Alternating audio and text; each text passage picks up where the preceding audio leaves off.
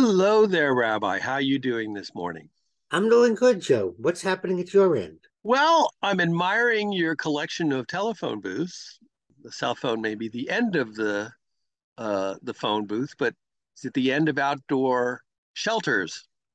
And that is my clever way of leading into the festival of Sukkot. What is it about Sukkot? We know it's a harvest festival. Everybody dances around and has a party, and we have we have a shelter, and we know the story of Sukkot, which may or may not be of interest to people who've never heard it before.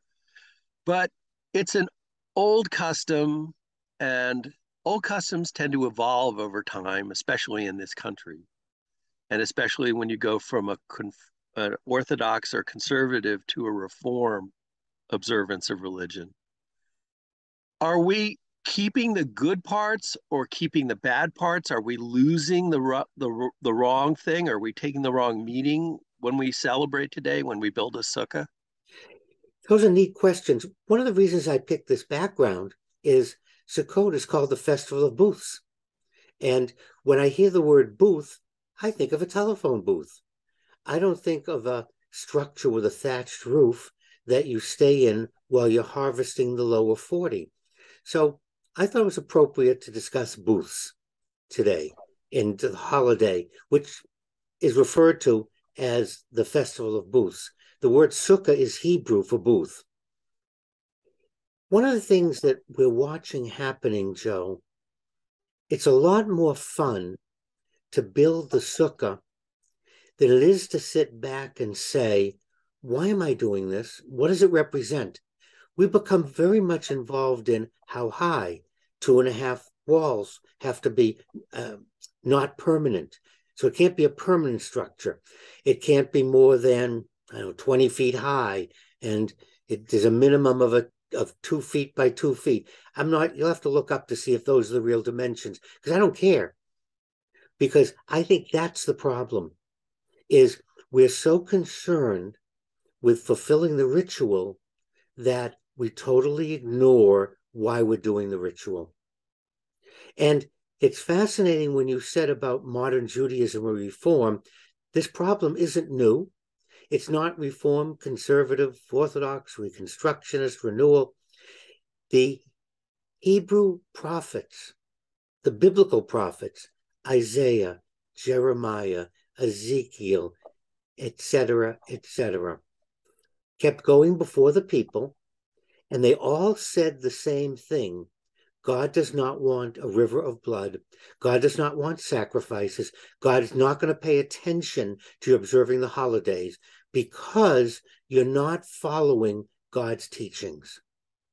And so very early on, the prophets realized that human beings are fascinated with, oh, where do I put my mezuzah?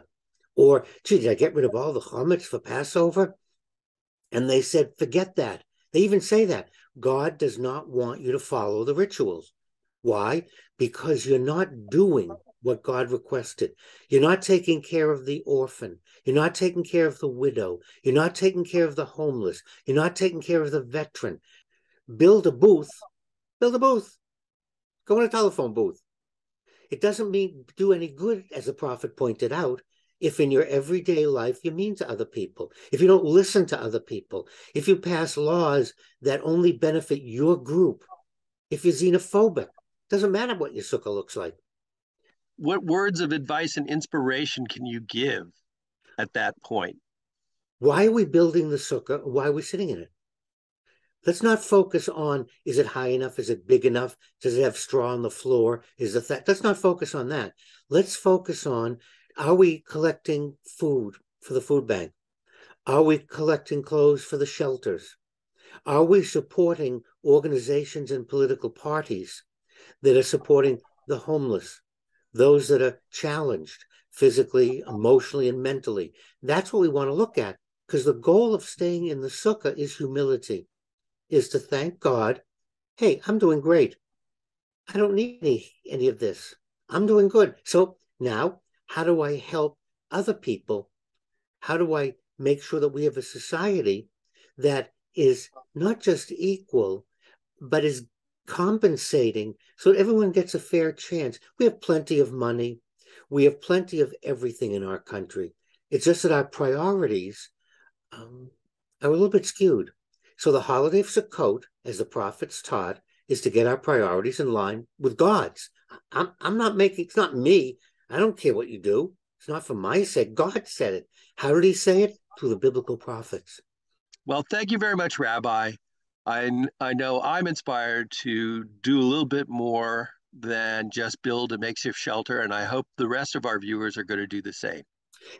And I'd like everyone to take a look at how you spend your free time, how much you volunteer, and how much you do things just for yourself and your family, and just add something of God's teaching for someone else, because that's what the sukkah is all about.